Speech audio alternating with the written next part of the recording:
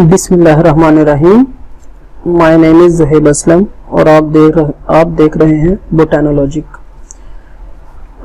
Last lecture में हमने discussion की अबाउट बायोलॉजी, यानी बायोलॉजी का इंट्रोडक्शन लास्ट लेक्चर में हमने लिया, और उसके बाद लास्ट लेक्चर में हमने एक और चीज़ देखी कि बायोलॉजी की डिवीजन्स। तो हमने ये कहा कि डिवीजन्स में बायोलॉजी 3 पार्ट्स में डिवाइड की गई है: ज़ूलॉजी, बॉटनी एंड माइक्रोबायोलॉजी। आज के हमारे जो डिस्कशन है, जो आज का हमारा लेक्चर है, वो है ब्रांचेस ऑफ बायोलॉजी। सो आज हम बायोलॉजी की ब्रांचेस सीखेंगे। लास्ट लेक्चर में ये मैंने बताया कि एक हमें बहुत इम्पोर्टेंट लफ्ज़ है जो हमारी बुक में तो मेंशन नहीं है, तो लेकिन वो हमें सीखना बहुत ज़रूरी है, और वो लफ्ज़ था एटमोलॉजी, MOLOGY। और एटमोलॉजी की एक्सप्लेनेशन ये थी कि this is the science of derivation of words from other words, के दूसरे लफ्ज़ों से जो नए लफ्ज़ बनते हैं उसे एटमोलॉजी बोला जाता है। उसमें हमने ये सीखा, जिस तरह बायोलॉजी की एटमोलॉजी ये है कि बायो वर्ड डिराइव्ड हुआ है बायोस से और लॉजी वर्ड डिराइव्ड हुआ है लोगोस से।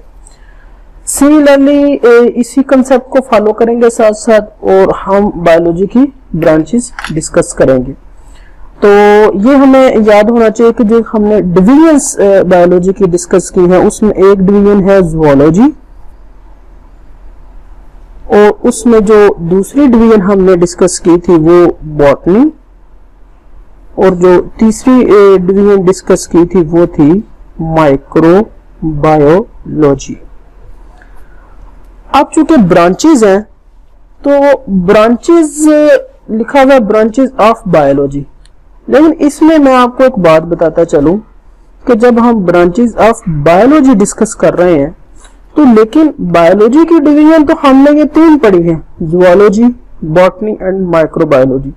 सो इसी कंसेप्ट को ज़हन में रखते हुए अगर हम मॉर्फोलॉजी डिस्कस करते हैं ना, मॉर्फोलॉजी के ये बायो की एक ब्रांच है, तो ये हमें समझना होगा कि ये ब्रांच सिर्फ बायोलॉजी की नहीं, ये ब्रांच बायोलॉजी की सारी डिविजन्स की बनती है। फॉर एग्जांपल मॉर्फोलॉजी पढ़ रहे हैं तो मॉर्फोलॉजी ज़ूलॉजी की भी होगी, मॉर्फोलॉजी ब्रांच बॉटनी में भी है, और मॉर्फोलॉजी ब्रांच माइक्रोबायोलॉजी में है। ये कंसेप्ट यहाँ बेहद जरूरी था।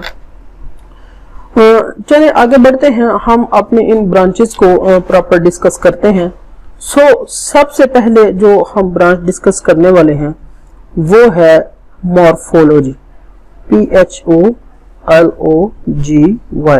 तो आप ये देखें, ये जो ब्रांच है, जो ये नेम है, ये भी दो वर्ड्स पर डिपेंड कर रहा है, कंसिस्ट कर रहा है। एक वर्ड है मॉर्फ। तो मॉर्फ का जो मीनिंग निकलता है, मॉर्फ का मीनिंग निकलता है फॉर्म, FORM फॉर्म, यानी हालत। अगर हम इसको गौर करें तो ये इसमें इसका मीनिंग स्ट्रक्चर भी निकलता है, STRUCTURE, स्ट्रक्चर। और लॉजी का मीनिंग इसका मीनिंग है स्टडी, क्योंकि ये हमने पहले ही कल डिस्कस कर लिया हुआ था कि लॉजी का मीनिंग स्टडी। तो ये मॉर्फोलॉजी वर्ड जो बता रहा है, मॉर्फोलॉजी वर्ड ये बता रहा है कि this branch of biology deals with forms and structure of living organisms, यानी इस ब्रांच में हम लिविंग ऑर्गेनिजम्स की फॉर्म और स्ट्रक्चर डिस्कस करते हैं। अब फॉर्म एंड स्ट्रक्चर से मुराद क्या कि हम एक्सटर्नली किसी लिविंग ऑर्गेनिज्म को डिस्कस करते हैं। फॉर एग्जांपल कि ये एक ह्यूमन है, अगर ह्यूमन मॉर्फोलॉजी हम डिस्कस करें तो हमें पता है मॉर्फोलॉजी के सिंपल से एग्जांपल दे रहा हूँ कि देखें जी, मॉर्फोलॉजी में अगर हम फेस मॉर्फोलॉजी स्टडी कर रहे हैं, 2 आंखें, 1 नाक, 1 मुंह, 2 कान, ये बन जाती है एक्सटर्नल या मॉर्फोलॉजी, सिर्फ इतनी सी ये बात बनती है। कि अब हम समझ रहे हैं कि मॉर्फोलॉजी की हमें एक्सप्लेनेशन मिल चुकी है कि मॉर्फोलॉजी क्या है लिविंग ऑर्गेनिजम्स की। इसमें दो चीजें स्टडी की जाएंगी। पहले नंबर पे फॉर्म FORM फॉर्म, और दूसरे नंबर पे इसमें लिविंग ऑर्गेनिज्म की स्ट्रक्चर स्टडी की जाएगी STRUCTURE। इस कंसेप्ट को या इस ब्रांच को हम अब रिलेट करेंगे नेक्स्ट ब्रांच के साथ। वो ब्रांच कौन सी है जो हम दूसरे नंबर पे स्टडी करने वाले हैं, वो है एनाटॉमी, ANATOMY। अब इस एग्जाम्पल में हमने अगर ह्यूमन की स्टडी की है तो हमने इसको एक्सटर्नली स्टडी किया है, सिर्फ बाहर से देखा है कि इसके बैरूनी खदोखाल क्या है, जो बैरूनी स्ट्रक्चर्स है उनका जिक्र हम किया। मगर एनाटॉमी भी ह्यूमन ही की स्टडी होगी अगर हम ह्यूमन बायोलॉजी पढ़ रहे हैं, और अगर हम ज़ूलॉजी में एनाटॉमी पढ़ रहे हैं फिर एनिमल्स की स्टडी होगी। अगर हम एनाटॉमी बॉटनी में पढ़ रहे हैं तो फिर प्लांट्स की स्टडी होगी। सिमिलरली माइक्रोबायोलॉजी में भी इन्हीं की स्टडी होगी। बट इंटरनली, यानी अगर हम किसी ऑर्गेनिज्म को ऑपरेट करके, उसको डाइसेक्ट करके, उसको खोल के उसके अंदर की स्ट्रक्चर्स देखते हैं तो उसके अंदर की स्ट्रक्चर्स हमें बताती हैं कि ये इसकी एनाटॉमी है। सो हमें समझ आ चुकी है।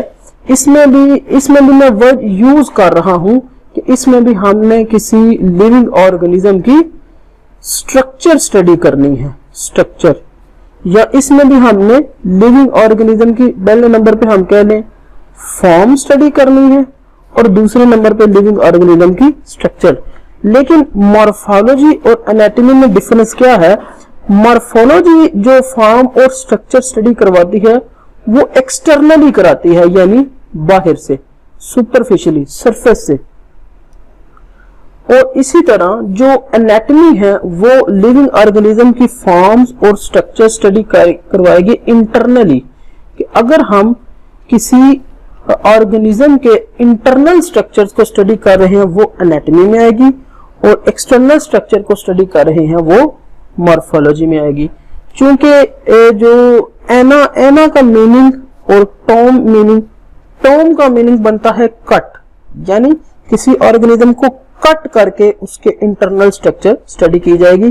और एना मीन हाफ, यानी इसकी वर्ड की डेरिवेशन यही बनती है कि किसी ऑर्गेनिज्म को कट किया जाएगा और उसके अंदर की जो स्ट्रक्चर्स है वो स्टडी की जाएगी। अब आप जरा गौर कीजिए, मॉर्फोलॉजी में भी फॉर्म एंड स्ट्रक्चर स्टडी कर रहे हैं, एनाटॉमी में भी फॉर्म एंड स्ट्रक्चर स्टडी कर रहे हैं, पर डिफरेंस क्या है? मॉर्फोलॉजी में एक्सटर्नली यानी बाहर की स्ट्रक्चर स्टडी की जाती है, जबकि एनाटॉमी में इंटरनल यानी अंदर की स्ट्रक्चर्स स्टडी की जाती हैं। एनाटॉमी स्टडी करने के लिए किसी लिविंग ऑर्गेनिज्म को कट करना पड़ता है और कट करके उसकी इंटरनल स्ट्रक्चर्स को स्टडी किया जाता है। उम्मीद है ये आपको इसकी क्लैरिफिकेशन हो चुकी होगी। और इसके साथ साथ मैं एक और बात बताता चलूं। फॉर एग्जांपल एक हमारे पास एग्जांपल आती है कि ह्यूमन एनाटॉमी स्टडी करें। अब अगर हम ह्यूमन एनाटॉमी स्टडी करते हैं तो ऊपर वाले एक्सप्लेनेशन के मुताबिक इसका मतलब ये है कि हमने ह्यूमन की इंटरनल स्ट्रक्चर स्टडी करना है। अब इंटरनल स्ट्रक्चर में फॉर एग्जांपल हम हार्ट को जो है ना, हार्ट की स्ट्रक्चर स्टडी करते हैं, हम किडनीज की स्ट्रक्चर स्टडी करते हैं, तो इसका मतलब है कि हम एनाटॉमी, चूंकि ये ह्यूमन की इंटरनल स्ट्रक्चर है, दैट्स व्हाई हम बायो की कौन सी ब्रांच को डील कर रहे हैं, हम एनाटॉमी को डील कर रहे हैं। लेकिन यहाँ एक और क्वेश्चन भी बनता है।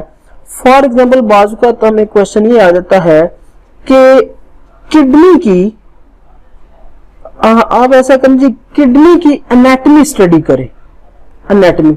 अब बात समझ आ रही है, तो किडनी ऑलरेडी ही इंटरनल स्ट्रक्चर है बॉडी की, लेकिन ये क्वेश्चन जरा क्लियर नहीं हमें हो पा रहा किडनी के एनाटॉमी से मरा, क्योंकि एनाटॉमी का हम मीनिंग ये ले रहे हैं इंटरनल। तो जब किडनी की एनाटॉमी का जिक्र आएगा इसका मतलब ये है कि किडनी को कट करके उसके अंदर की स्ट्रक्चर स्टडी की जाएगी। और अगर आ जाए कि किडनी की मॉर्फोलॉजी स्टडी करें तो उसका मीनिंग ये निकलेगा, उसका मीनिंग ये निकलेगा कि हम किडनी की एक्सटर्नल स्ट्रक्चर स्टडी कर रहे हैं। अब आ जाके जो एक्सप्लेनेशन हमें ये मिलती है जब मॉर्फोलॉजी का जिक्र आए किसी भी चीज के मतलब, इसका मतलब है हमने उस चीज को एक्सटर्नली स्टडी करना है। और अगर एनाटॉमी का लफ्ज आए किसी भी चीज के मतलब, इसका मतलब हमें यह होगा कि हमने उस चीज को इंटरनली स्टडी करना है, उसके अंदर की स्ट्रक्चर्स देखनी है। मैं उम्मीद करता हूं कि आपको ये मॉर्फोलॉजी एंड एनाटॉमी, इनकी स्ट्रक्चर मुकम्मल तौर पे समझ आ चुकी होगी, इनकी डेफिनेशन क्या है और इनकी एक्सप्लेनेशन क्या है। उसके बाद हम आगे बढ़ते हैं। अब हमारी अगली ब्रांच आती है histology, this is very important branch. अब अगर हम हिस्टोलॉजी की क्लैरिफिकेशन लें तो हमें इसकी डेफिनेशन समझने की जरूरत है। तो डेफिनेशन बड़ी सिंपल लिखी हुई है हमारी पंजाब टेक्स्ट बुक की, पंजाब टेक्स्ट बुक में बड़ी सिंपल डेफिनेशन इसकी लिखी हुई है इस टर्मिनोलॉजी की। The microscopic study of tissues, इसमें दो इंपॉर्टेंट वर्ड आ रहे हैं, माइक्रोस्कोपिक स्टडी ऑफ टिश्यूज। अब इसमें अब ये याद रखिएगा मेरी सबसे पहले एक बात कि जितनी भी डेफिनेशंस आती हैं उन डेफिनेशंस में एक ऐसा वर्ड होता है जो उस पूरी डेफिनेशन का पिलर कंसीडर किया जाता है, यानी उस पे वो डेफिनेशन डिपेंड कर रही होती है। अब मैंने इस हिस्टोलॉजी की डेफिनेशन में ये देखिए जी, ये दो वर्ड लिखे हुए हैं, एक माइक्रोस्कोपिक और एक वर्ड टिश्यू। इसमें से ज्यादा इंपॉर्टेंट वर्ड ये टिश्यू है कि माइक्रोस्कोपिक स्टडी ऑफ टिश्यू। अब अगला सवाल ये पैदा होता है कि हम माइक्रोस्कोपिक स्टडी ऑफ टिश्यूज तो कर रहे हैं, बट व्हाट इज टिश्यू? सो अगर हमें टिश्यू की एक्सप्लेनेशन होगी तो ऑटोमेटिकली हम हिस्टोलॉजी की डेफिनेशन अंडरस्टैंड कर लेंगे। अब टिश्यू को समझाने के लिए मैं आपको समझाना चाहता हूं एक एग्जाम्पल के साथ। फॉर एग्जाम्पल मैं बताता हूं कि ये हमारी बॉडी में ये एक स्ट्रक्चर है, ये हमारी बॉडी की बोन है, ये बोन है। अब हम जानते हैं कि हमारी बॉडी सेल्स की बनी हुई है और सेल भी वैसे एक कॉन्सेप्ट है, इंशाल्लाह उसको भी हम फर्दर और डिस्कस करेंगे। अब ये हमारी जो बोन्स है ये सेल्स की बनी हुई है, ये मैं इधर बोन्स के सेल ड्रा कर रहा हूं। अब अगर हम इसकी एक्सप्लेनेशन में जाएं तो हमें ये समझना होगा कि ये जो बोन है, ये बोन मुकम्मल तौर पे ये बोन, इस बोन का फंक्शन क्या है। सो जब हम इस बोन का फंक्शन पता लगाते हैं तो हमें पता है कि बोन्स का हमारी बॉडी में फंक्शन ये है कि हमें सपोर्ट करती हैं, कि हमें सहारा देती हैं। ये फंक्शन है बोन का। अब ये जो फंक्शन हमने बोन का लिखा है, हड्डी का जो फंक्शन है, तो हमें ये देखना पड़ेगा कि ये वाला फंक्शन, ये इसमें से एक अकेला सेल, हड्डी का अकेला सेल का ये वाला फंक्शन परफॉर्म कर सकता है। तो डेफिनेटली हमारा आंसर इसमें आएगा नो। यहां से टिश्यू की डेफिनेशन समझ आने वाली है कि जब अकेला सेल एक स्पेसिफिक फंक्शन परफॉर्म नहीं कर सकता तो सेल्स क्या करते हैं, मल्टी सेलुलर ऑर्गेनिज्म में, जिंदा जानवरों में सेल मिलके ग्रुप बना लेते हैं। सो ये जो बोन है इसमें हम देख रहे हैं सेल्स ने मिलके एक ग्रुप बना लिया है। ये बोन क्या है, ये सेल्स का एक ग्रुप है। और ये जो सेल का मुकम्मल तौर पे ग्रुप बना है, बेसिकली ये ग्रुप ये वाला सपोर्ट का फंक्शन परफॉर्म कर रहा है। अकेला सेल, वन सेल ये फंक्शन परफॉर्म नहीं कर सकता, जबकि सेल्स का ग्रुप मिलके लिविंग ऑर्गेनिज्म में एक स्पेसिफिक फंक्शन परफॉर्म करता है। तो जब सेल्स का कोई ग्रुप एक स्पेसिफिक फंक्शन परफॉर्म कर रहा हो, हम उस ग्रुप को टिश्यू कहते हैं। उस ग्रुप को, अकेले सेल को सेल बोला जाता है, लेकिन जब सेल्स मिलके एक ग्रुप बनाते हैं और उस ग्रुप की रिस्पॉन्सिबिलिटी क्या होगी, वो हमारी बॉडी का कोई ना कोई फंक्शन परफॉर्म करेगा, सो उस ग्रुप को क्या बोला जाता है, टिश्यू। इसी तरह आप जरा गौर करें, ब्लड में भी सेल्स हैं और वो भी सेल्स का एक ग्रुप है। सिमिलरली हमारी स्किन में भी सेल हैं और स्किन भी सेल्स का एक ग्रुप है, और ये सारे ग्रुप मिलके अपना अपना फंक्शन परफॉर्म कर रहे हैं। सो टिश्यू की डेफिनेशन ये बनती है, the group of similar sales, इधर मैं इसको मेंशन कर देता हूं, the group of similar cells which perform PERFORM which perform specific function, which perform specific function। अब हमें यह समझना होगा कि ग्रुप पूरे का पूरा सेल्स का ग्रुप होगा जो स्पेसिफिक फंक्शन परफॉर्म कर रहा होगा, वो टिश्यू होगा। अकेला सेल वो फंक्शन परफॉर्म नहीं कर सकता। अब हम इस वर्ड की एटिमोलॉजी देखते हैं। हिस्टो का मीनिंग है टिश्यू और लॉजी का मीनिंग हमें पता है, इसका मीनिंग है स्टडी। सो यानी ये इस तरह बना, साइंटिफिक या microscopic study of tissue is known as histology. मुझे उम्मीद है कि आपको इस ब्रांच की भी समझ आ चुकी होगी। हिस्टोलॉजी की जो डेफिनेशन है वो है साइंटिफिक स्टडी ऑफ टिश्यूज, और टिश्यू की जो डेफिनेशन है वो है the group of similar cells which perform specific function is known as tissue. अब हम नेक्स्ट ब्रांच है बायो की, वो है सेल बायोलॉजी, इसको डिस्कस करते हैं। सो इसको डिस्कस करने के लिए हम फर्दर इसकी क्लैरिफिकेशन करते हैं। Cell biology according to our book के इसकी डेफिनेशन ये है, this branch deals with study of cell and different structures present in cell. अब हम देखेंगे कि सेल क्या चीज है और सेल के अंदर पाई जाने वाली डिफरेंट स्ट्रक्चर्स क्या है, या इसकी डेफिनेशन है, this branch deals with the structure and function of cell and cell organelles and this branch also deals with cell division. अब हम इस सारी डेफिनेशन में देखें इंपॉर्टेंट वर्ड क्या आ रहा है। इस सारी डेफिनेशन में जो इंपॉर्टेंट वर्ड्स आ रहे हैं उनको हम डिस्कस करते हैं। This branch deals with structure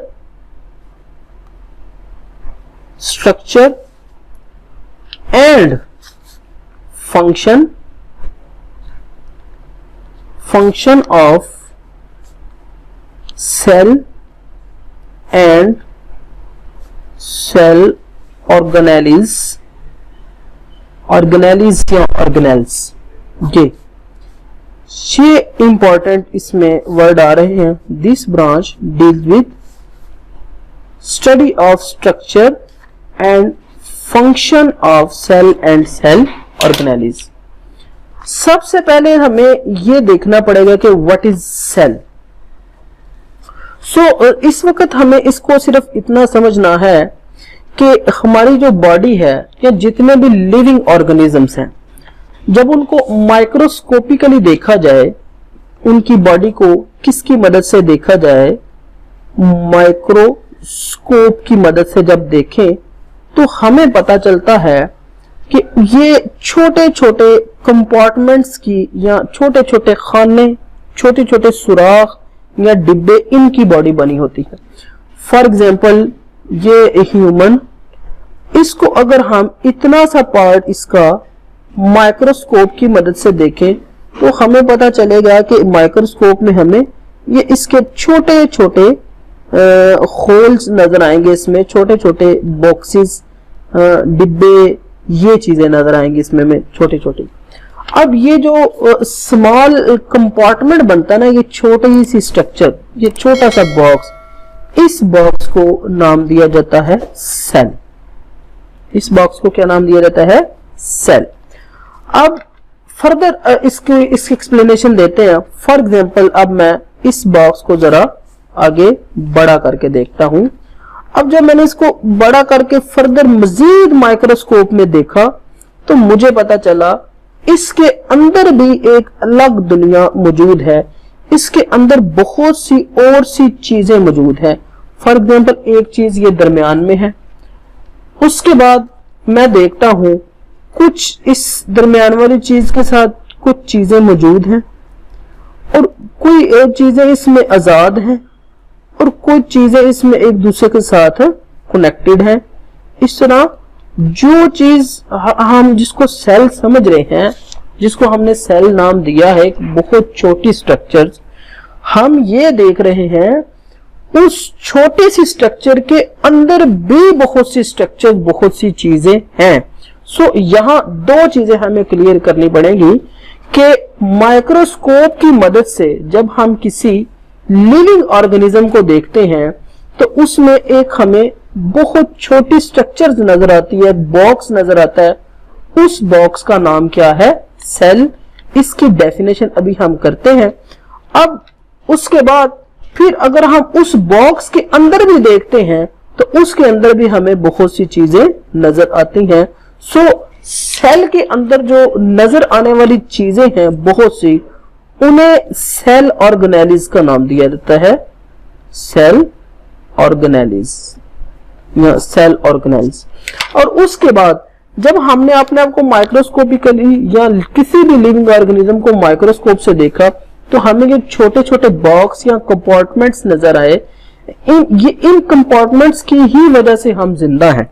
so हम इन्हें बोलते हैं कि ये हमारी बॉडी के अंदर बहुत स्मॉलेस्ट, और ये हमारी बॉडी का एक एक यूनिट है।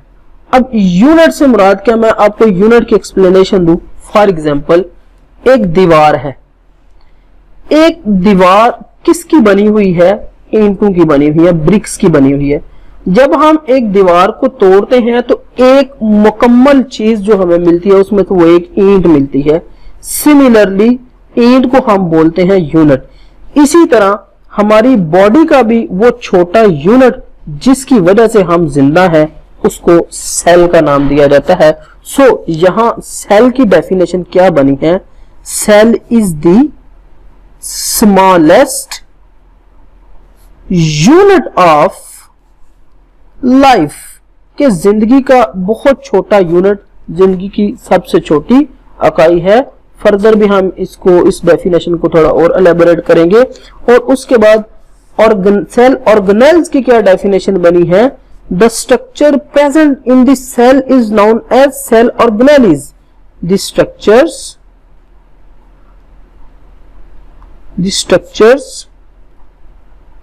present in the cell is known as cell organelles।